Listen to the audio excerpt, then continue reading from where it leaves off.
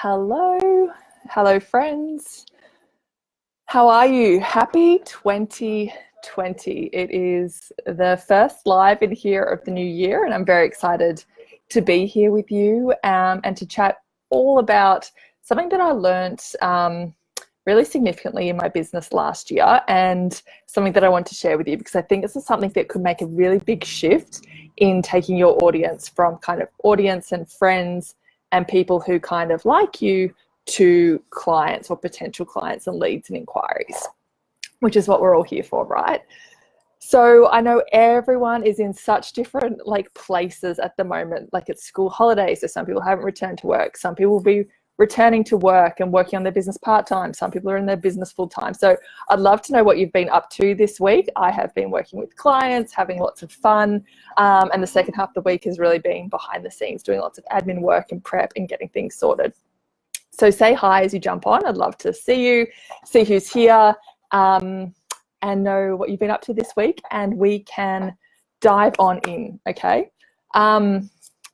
As you know, we're actually renovating a house at the moment, so I've put up a temporary kind of backdrop at the moment. So it is new. I need to iron it to get that little crease out. So say hey, let's dive in. So here's what I want to talk about today. We're told a lot in online space and in marketing ourselves, we need to cultivate, hi Kaya, we need to cultivate know, like, and trust, right? So we're all told go out, build know, build like, build trust. And that's, the way to grow a business. And I think, yeah, there are elements of it that are really, really true. And there's a part of that which I think we need to look at a little bit more as coaches, because the know, like, trust has been spit out for I don't know how long for all business types. So whether you're a retailer, whether you're an influencer, whether you own, I don't know, like an accounting firm or whatever, the mantra has always been know, like, trust. And the reason I've been thinking about this is someone messaged me on Instagram over the Christmas break, and she mentioned that she kept getting friend zoned by people. So she was reaching out to people, building connections, and she was saying they reached a point where every time she was doing that, she got friend zoned, and they weren't really interested in working with her, but they were happy to kind of have a chat. And the thing is, I can totally resonate with that experience, because the same thing was a journey I went on in my business where I felt like I was having, before I shifted to business coaching, I found there was a period where I was having lots of discovery calls, and I was having lots of people say to me things like, oh, I like you and this is nice, but I'm not sure. And I could sort of see I was getting friend zoned too.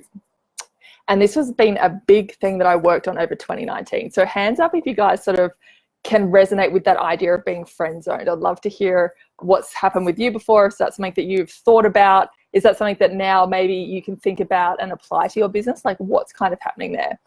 And what I see this coming from is our desire to be liked, right? Our desire to be liked.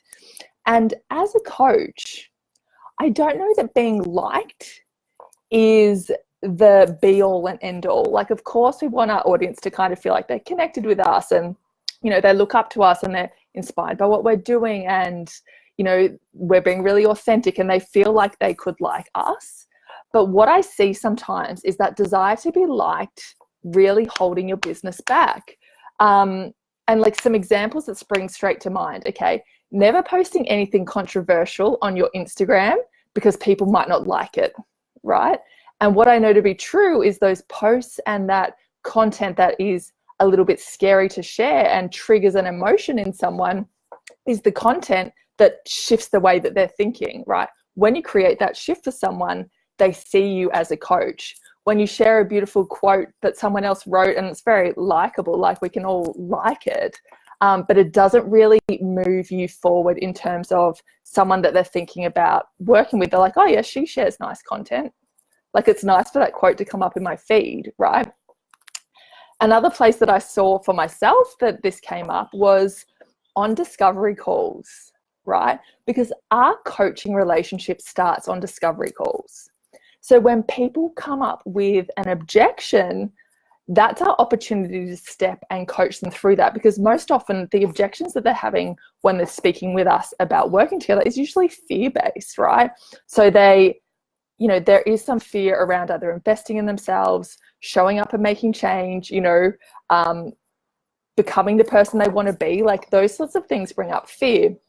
And what I saw for myself is sometimes when that objection would come through, I had this kind of feeling like if I probe on this, they may not like me, right? But then if I probe on this, actually I'm giving them a great coaching experience, which is going to be the thing that makes them think I had a great coaching experience with Laura or with Kaya, rather than she was nice. That was a nice call, right? Can you see the difference? I'd love to hear if that kind of resonates with you and you can see that may be something that's come up for you. I'd love to hear, because I know actually this was one of the biggest things that I've had to work on in 2019. And so what I think we can reframe for ourselves, instead of going out for know, like, trust, we actually want to go out with know, value, respect, right? So we want people to know us. Okay, obviously we need to get ourselves out there, get visible, share our content, connect with our people. That's the know. The value comes from people seeing, Kaya said, yes, that makes total sense, something to be aware of, totally. And just witness where it comes up for you, because I think it's whenever we're in slight discomfort, it's like, oh, they may not like me if I do this. And I found my little story was they may not like me if I ask this, and then they won't want to hire me if it was on a discovery call, or they may not like this content, so they may hit unfollow, right? Which it just makes no sense, right? So if they hit unfollow, they're never going to be my client. If I actually push them and coach them through something on the discovery call, they get so much more value out of it. So when we look at this, I think we can think of how can I show up and be known, valued, and respected, right? Because that's what I think we're aiming for. We don't want to be friend zoned. Like, yes, it's amazing when people like us and they want to be friends with us, but when we're showing up for our business, we want to actually be respected as a coach that enables change in people, that delivers results, that transforms, not a friend who's going to sit there. Because this is what I found when that need to be liked is coming through. It's very easy to be a yes person, like, yes, you really shouldn't invest in yourself. It is scary. Okay. Like that's what a friend would say, and a coach would say, so what's the fear about investing in yourself? Isn't this what you really want? What's actually holding you back from that? They're much more difficult questions to ask, and they can put us in discomfort, but that's actually going to spark, you know, some sort of shift or transformation in the person on the other side of the call. That's when they walk away going, well, damn, like I felt uncomfortable, but man, like I respect that she coached me through that and helped me see something differently, versus like, I like her. Right? It's a big distinction. So what I think we can think about is, for showing up as a coach, know, value, respect. Okay, so obviously the know part is very similar, getting out there, being known, connecting with people. The value, I think, is like people seeing the value in you as a coach. So we don't want to be liked, we want to be providing value. Okay, because like is me sharing a quote from Elizabeth Gilbert that everyone's seen 100 times before, and it's very easy to double tap and go, yeah, I like that. But actually providing value is content that's written up that may trigger people, that may get them to think about something differently or shift their perspective, right? And that's when they start to think, oh, like I could do this differently. This is actually sparking change for me. Right? And then the respect is that piece where I'm talking about, where people are like, damn, like she gave me a great coaching experience and I walked away thinking about things differently, or seeing things differently, or looking at my fears, or, you know, knowing what's actually holding me back. Because if we say yes to our clients and just agree with what they're saying and be an amazing friend, often we're co-signing on the fears. This is what my coach told me, like taught me, is that we're co-signing on the fears and limitations that they're believing. Right? They've already got a whole life full of people that are doing that. Partners, friends, like, you know, saying to them things like, oh yeah, like maybe it isn't possible for you. Maybe we don't invest. Yes, it is scary to change. Why bother? Right? They're saying those kinds of things. And what our job is to do is shift their perspective and help them see things differently. Now, I've had a cough all week, so I'm just going to have a sip of water.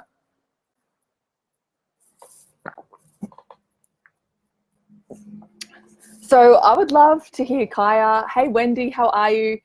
Do you have any questions on that? That's the main thing that I really want to share with you today, is that shift in perspective and how our need to be liked can be blocking us. So my need to be liked resulted in me having 7 discovery calls in a row. This is a long time ago, that all resulted in no's, maybes, not sure's. They just weren't yeses. Because I wasn't going in there. People weren't seeing the value. They weren't respecting me as a coach. And I feel like they were getting off the call saying, I liked Laura, she was nice. But like, that's not what they're going to pay for. They're paying for results, transformation, you know, the value in being coached by you. So I would love to hear, do you have any questions? Does that make sense? What comes up for you as you think about that? Let me know.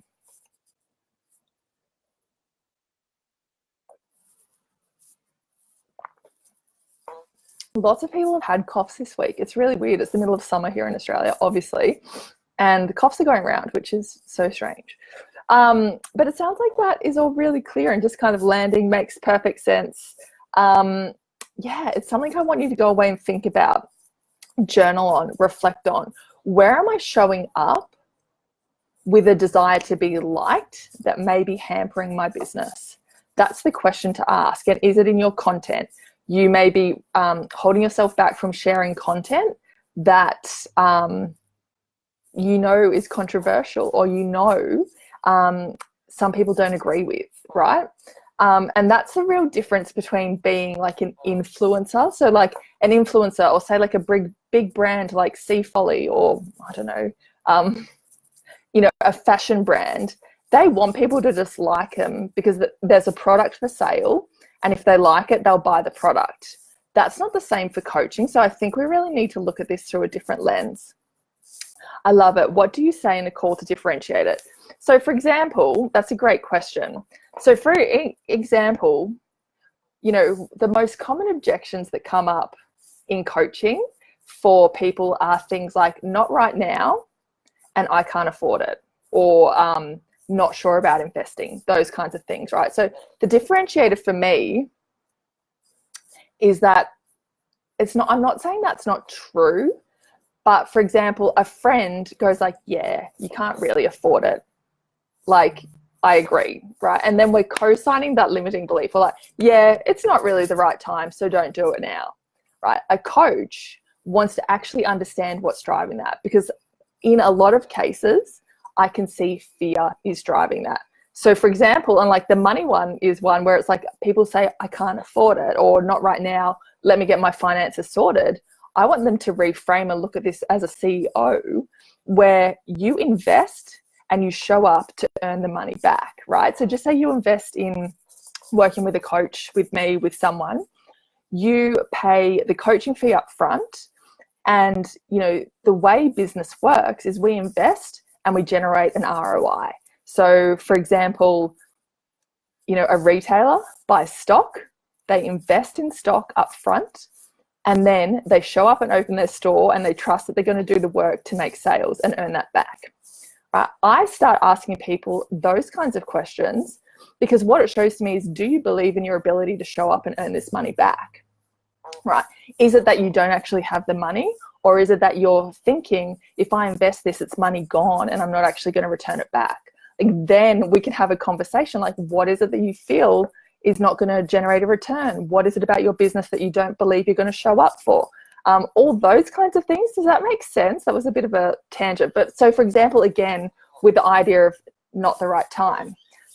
And I would be asking people, so when is the right time? What are you looking for to be different in your life that makes it the right time? Or are you willing to delay the results if you're willing to delay doing this work? For example, same with like a health coach. So just say someone says it's not the right time, I've got all these things going on in my life and da da da da da. And it's like, cool, like totally understand. I don't know everything that's going on in your life. That's okay. But what I can see is by delaying, you know, investing with me as your health coach, you're also delaying the results. So what about that feels good for you? And most people are like, oh, good question. Do I want to delay the results? And if the answer is yes, that's fine. But we need to help them see that And that's what a coach does, because often it's like, ooh, I don't want to delay the results. I'm actually just scared about showing up, or I'm not sure that I'm going to show up for everything, or I'm scared about putting money down because I've put money down before and haven't got results. All of those kinds of things, right? That's the real conversation we want to have as a coach. That's the conversation someone who likes, wants to be liked, isn't going to be having, because it's uncomfortable, right? It can be uncomfortable. I find myself, I can see and I've gotten a lot better at it, but I'm like, oh, this is the part, it's exciting because it's uncomfortable. This is the part where we actually get to coach and see what the fear is. Because imagine if you were working with, say, for example, me, and we had agreed a whole bunch of actions for the week, and you went away and you didn't do them. And then when you came back, it was like, I didn't do all my tasks for the week. And I was like, okay, cool, that's fine. I know life was busy this week, let's move on. You wouldn't expect that from me as your coach. It would be like, okay, what came up? Why didn't you do these actions? Was it fear? Are you stuck somewhere? Why didn't you reach out beforehand? What is it that's preventing you? What do we need to change? How do we need to manage your time differently? All these things, right? So it makes sense that on the discovery call, when someone's like, I want these results, but I'm not willing to kind of do it right now, we unpack and understand why, because that's exactly what we're going to do when we're their coach, right? So it's just a beautiful way to think about it. It's a shift in that the coaching relationship actually starts on the discovery call, because it's going to be weird if you don't challenge them at all in their way of thinking on the discovery call, and they then move into the coaching relationship and they're like, oh, you ask all these questions and it's really uncomfortable and I think about things I've never thought of before, right? Why didn't we do that on the discovery call, right? It's really, it's a big shift in the way we're thinking, because I think we think discovery calls is about getting people to say yes, and that's actually not true. It's about people getting an experience of working with us and believing that they can get the results, right? Because we're not a product.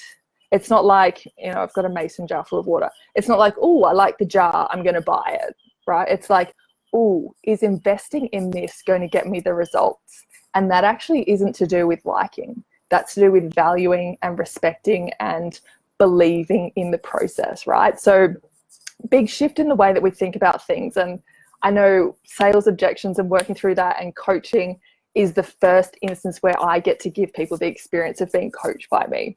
And the same is true for you. So Kai says, yes, that's perfect, beautiful. I'm glad that made sense.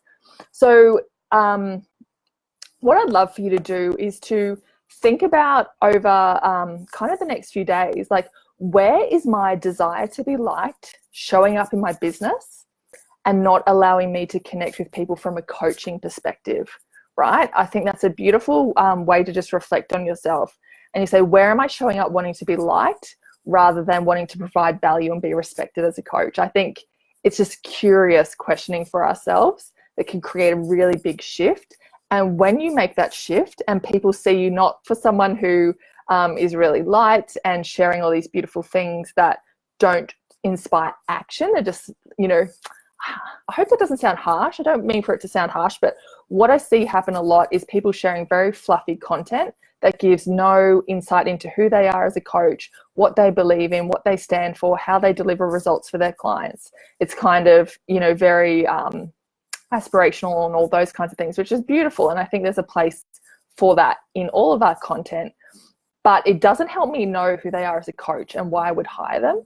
And I think sometimes it's just we don't know what we don't know, but also there's a piece of discomfort in sharing content that provides value and respect versus being liked, because our natural instinct is that we want to be liked by people.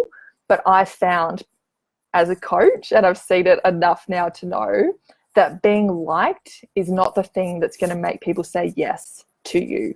I mean, it's one factor. I'm not saying make people hate you, of course, but I'm just saying, our need to be liked needs to be looked at and asking us where it's holding us back.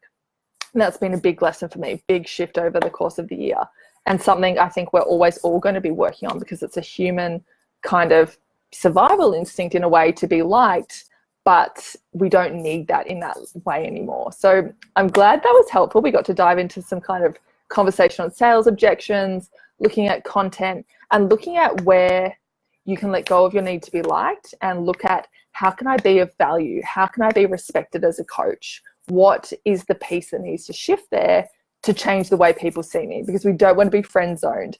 Just like in the dating world, or, you know, when you're going out, people talk about being friend zoned. Like, oh, I went out with that guy, he was nice, but see him as a friend, right? Or vice versa.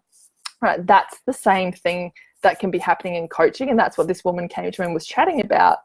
And we want to look at that and go, how do we show up and be that magnet and that beacon for our clients, that they want to hire us, not to be their friend, but to push them and get results. So I hope that was helpful.